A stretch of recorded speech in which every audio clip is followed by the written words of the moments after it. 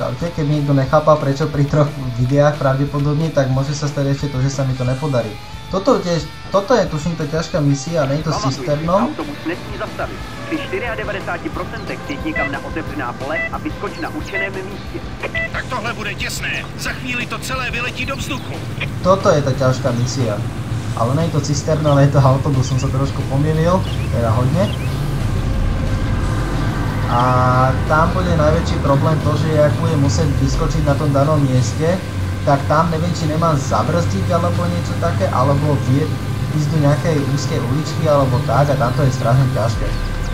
Takže uvidíme, či to zvládnem.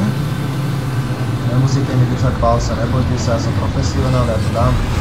O nie, policajt ma blokuje, ja nemôžem spomaliť. Tak nevím, jak tohle vysvětlíme šéfové. Teď ja nemôžem spomaliť a policajt ma blokuje.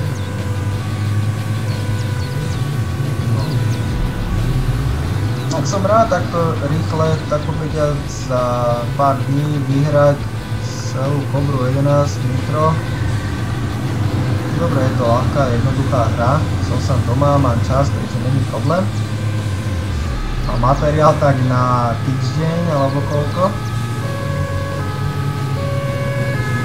Potom neskôr budem dávať už teda ne tak často videá, lebo neviem, jak to bude u nás s internetom.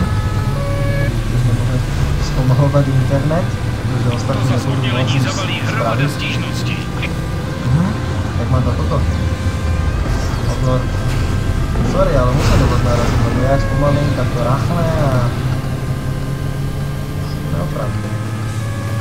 Opravíme teda tak, že to bude celé opakovať. Ale policajti by mi mohli viac pomáhať, napríklad oni by do nich mohli narážať, alebo niečo také, a by to bolo lepšie.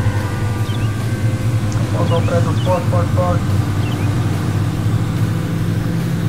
Tu je ten úsek, kde mám odtočiť, keď to tam tak svietí.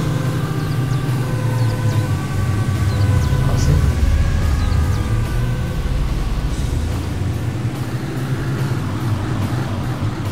Pod chvíľku nemôžem spomaliť.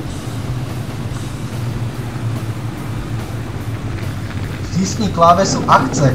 Ja neviem, aká je klávesa akce. Seskoč dolů, jeď! Stlačil som všetko možné.